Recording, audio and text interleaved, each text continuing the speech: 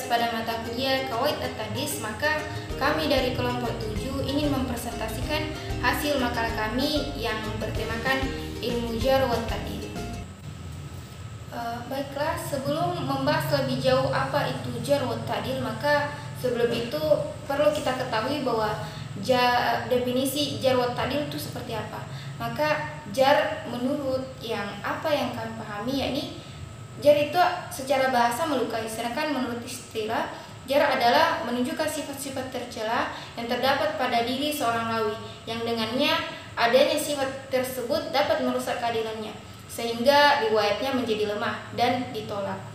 Kemudian menurut salah satu tokoh yang bernama Muhammad Anjad Al-Khatib, menurutnya jar berarti menampakkan suatu sifat kepada rawi yang dapat merusak keadilannya atau merusak kekuatan hafalannya dan ketelitiannya, serta apa saja yang dapat menggugurkan riwayatnya dan menyebabkan riwayatnya tersebut tertolak.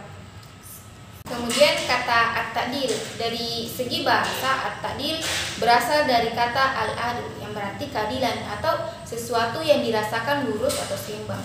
Akar kata dari al-adl adalah adalah yu'adilu ta'dilan. Dengan demikian at-ta'dil dapat diartikan sebagai menilai adil kepada seorang periwayat atau membersihkan periwayat dari kesalahan atau kecacatan. Maka dengan ini, dari apa yang tadi saya jelaskan, kita bisa menarik kesimpulan bahwa jar berarti munculnya sifat dalam diri perawi yang menodai sifat adilnya atau mencacatkan hafalan dan kekuatan ingatannya yang mengakibatkan lemah riwayatnya atau bahkan tertolak riwayatnya.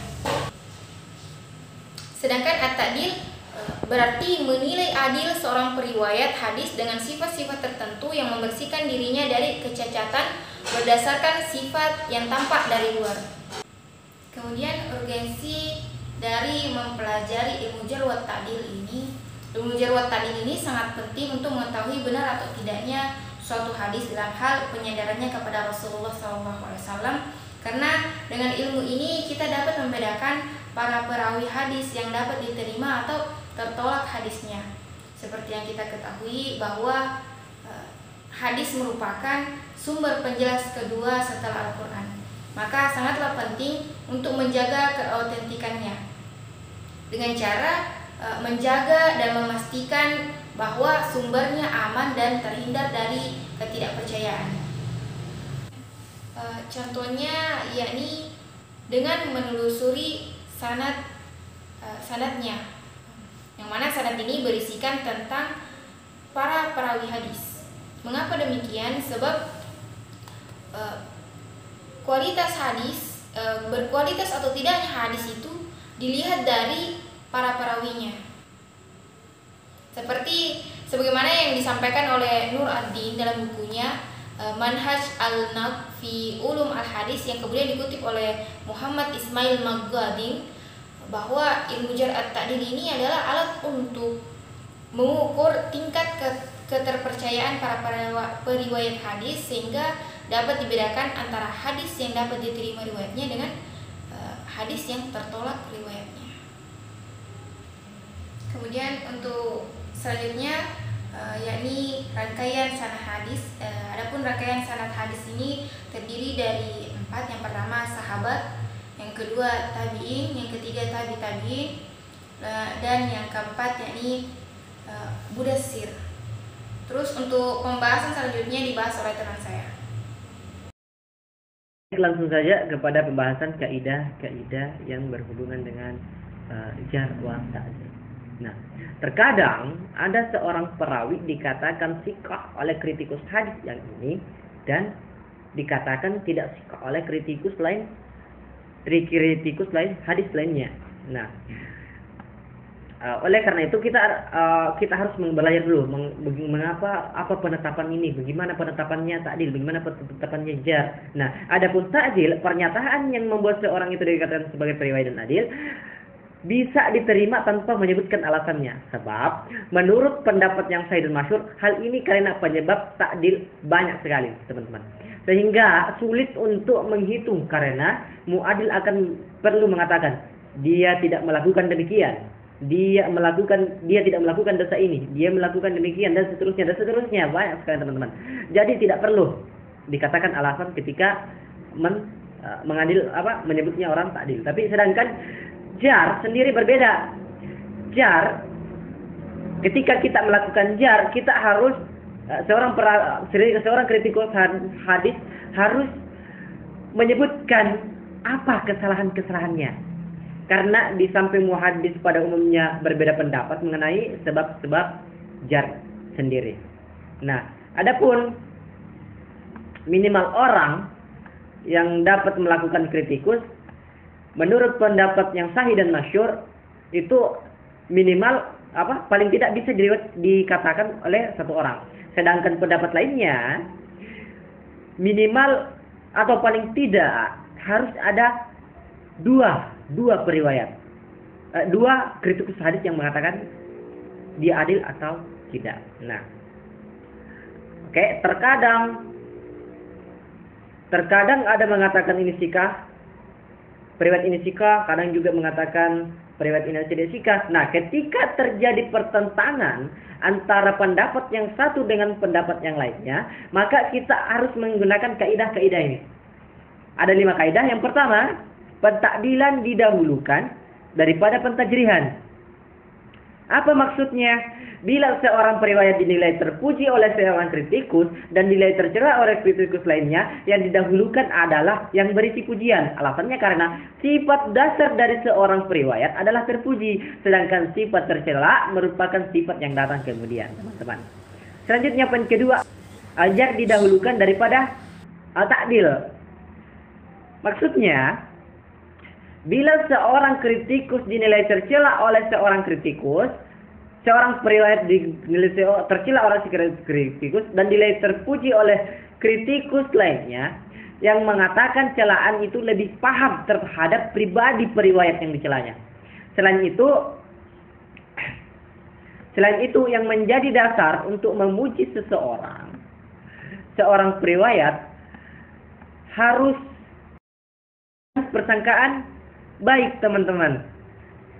Selanjutnya, poin ketiga, jika terjadi pertentangan antara kritikus yang memuji dan yang mencela, yang harus dipakai adalah kritikan yang memuji, kecuali apabila kritikus yang mencela disertai penjelasan dan sebab-sebabnya. Maksudnya, apabila seorang periwayat dipuji oleh seorang kritikus tertentu dan dicela oleh kritikus lainnya, pada dasarnya yang harus didahulukan adalah yang memuji, kecuali perihal kritikan tersebut menyertakan penjelasannya tentang bukti-bukti ketercelaan periwayat tersebut. Nah, pendukung kaidah ini adalah jumhur ulama dan mayoritas ulama ahli kritikus hadis. Nah, dalam hal ini sebagian dari mereka mengatakan penjelasan ketercelaan yang dikemukakan itu haruslah relevan dengan upaya penulisan. Selanjutnya, bila kritikus yang memuji telah mengetahui juga sebab-sebab ketercelaannya, periwayat yang dinilai itu dia memandang bahwa sebab-sebab ketercelaannya itu memang tidak relevan ataupun tidak ada lagi, maka kritikan yang memuji tersebut harus dipilih, teman-teman. Kemudian selanjutnya, apabila kritikus yang mencela tergolong dhaif, kritikannya tersebut terhadap orang yang sikah tidak akan diterima. Kenapa? Dia menilai orang yang lebih sikah dibanding dia, ya gitu ya. Nah, poin keempat, maksud saya, kaidah keempat yakni al-jar tidak diterima kecuali setelah ditetapkan dan diteliti dengan adanya kekhawatiran terjadinya kesamaan tentang nama yang tercelanya. Ya, maksudnya langsung saja ke contohnya. Misalkan Utsman bin Haritsah dan yang lainnya Utsman bin Affan misalkan. Misalkan Utsman bin Haritsah ini adalah seorang yang misalkan ya, dia misalkan orangnya tidak adil. Kemudian Utsman bin Affan ini orangnya yang adil. Tapi orang mengkritik Utsman bin Affan dengan tujuan mengkritik Utsman bin Haritsah ini, dia salah orang begitu. dia mengkritik kepada orang yang tidak semestinya. Itu dikhawatirkan teman-teman, karena kekeliruan seperti ini akan menyebabkan hadis ini dinilai tidak fiqh, maksudnya tidak sahih, padahal sebenarnya penetapan orang-orang periwayatnya ini yang tidak benar, maksudnya salah penempatannya, salah orang yang dimaksud, beda orang yang dikritik dengan orang yang dipuji. Begitu ya, saya rasa sampai. Kalau enggak sampai teman-teman langsung saja tanya di komentar gitu ya. Selanjutnya poin kelima, yaitu kaidah yang kelima, itu al-jar yang dikemukakan orang yang mengalami permusuhan dalam masalah keduniawian tidak diperhatikan. Kenapa? Karena hal-hal seperti ini kritikannya itu cenderung bersifat subjektif dan bersumber dari kebencian, teman-teman. Nah, dari penjelasan kaidah-kaidah tersebut, apabila terjadi pertentangan antara yang mentajrid dan mentakdil, dapat disimpulkan beberapa poin. Yakni penilaian cacat didahulukan daripada penilaian takdil jika terdapat unsur tersebut, antara lain yakni yang pertama, al-jar dan takdil sama-sama samar, tidak dijelaskan kecatatan atau keadilan periwayat yang jumlahnya sama. Karena pengetahuan orang yang menilai cacat lebih kuat daripada orang yang menilainya adil. Di samping itu, hadis yang menjadi sumber ajaran Islam tidak boleh ada keraguan di dalamnya. Kemudian unsur yang kedua, yaitu jika jar dijelaskan sedangkan al-ta'dil tidak dijelaskan, meskipun jumlah mu'adil itu lebih banyak karena orang yang menilai cacat lebih banyak, pengetahuannya terhadap periwayat yang dinilai. Kemudian